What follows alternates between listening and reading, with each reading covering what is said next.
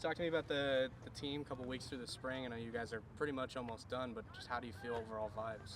I feel actually really good about it. I mean, given the circumstances with a lot of our kids that are competing in the state track still, and so it's given our younger guys an opportunity to kind of step up and show what they can do, and obviously against our defense, we return a lot of guys on that side of the ball, so.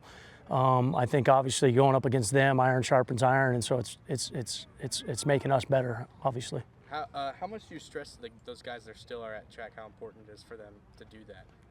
Well, I mean, it's really important. It's something that the next level they look at. They want guys that are multi-sport athletes that get out there and compete on the track, and they're kids that have worked their tails off all season to put themselves in this position. So, missing a couple spring ball practices over it so they don't get hurt, that's nothing in terms of the big picture. I know you talked about the younger guys. Landon Wade in particular seems to his recruitment's kind of grown over the spring. What have you seen from him that he's just stepped up?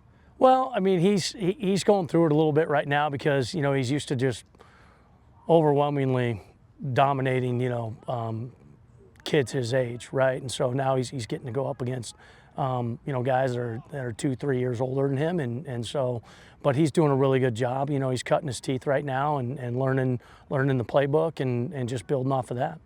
Seems like this year you guys have a lot of guys on the field on both sides of the ball that are starting that have been already starting and in this offense for a while, and defense as well. Does that, when you're in the spring and stuff like that, does it make it easier to implement what you're trying to do?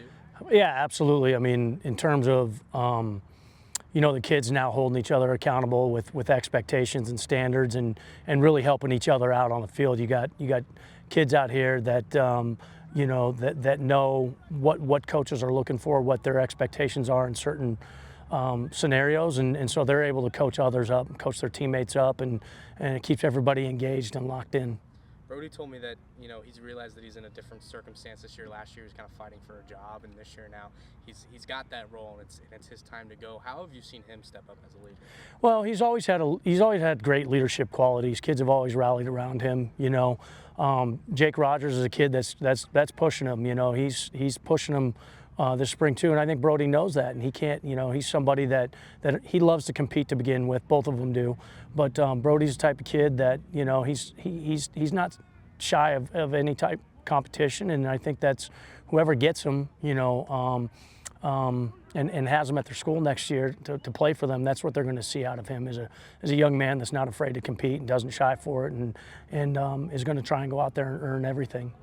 How important is it for you to have position coaches and assistant coaches out here who are constantly involved in getting things going and just boosting up the team morale?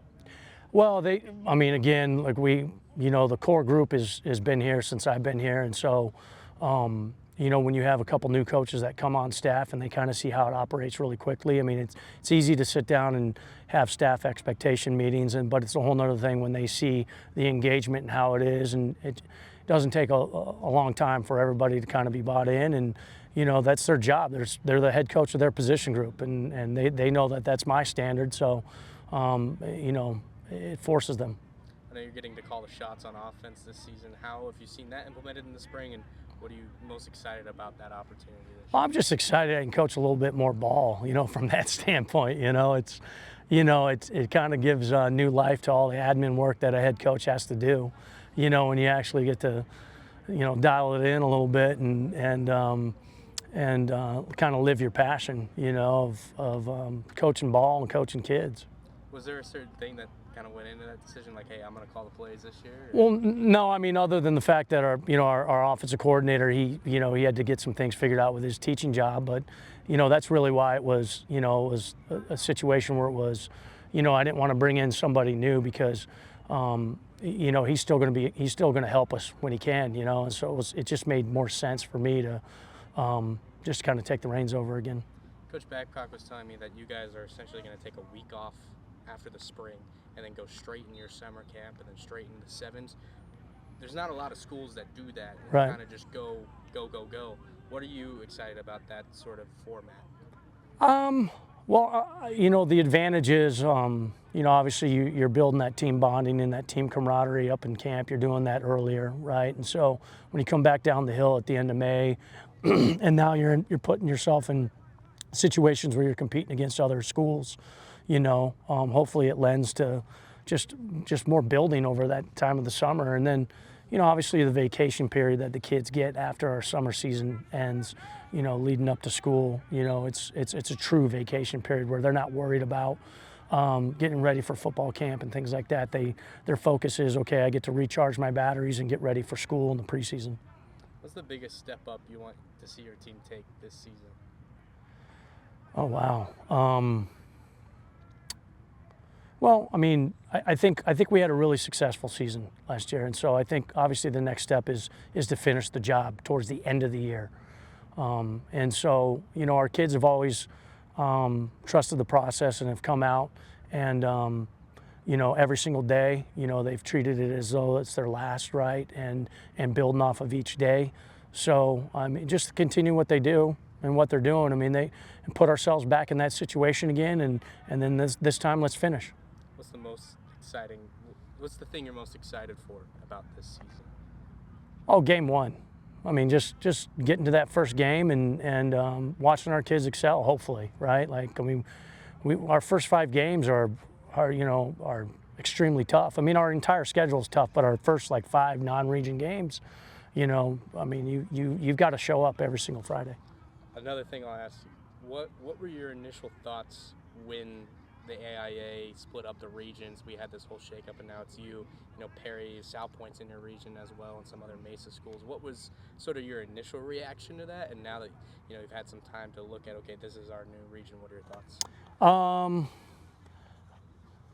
I don't know if I had like a huge reaction to it. I mean, I'm one of those guys. It's like I can't control that really. You know what decisions they make.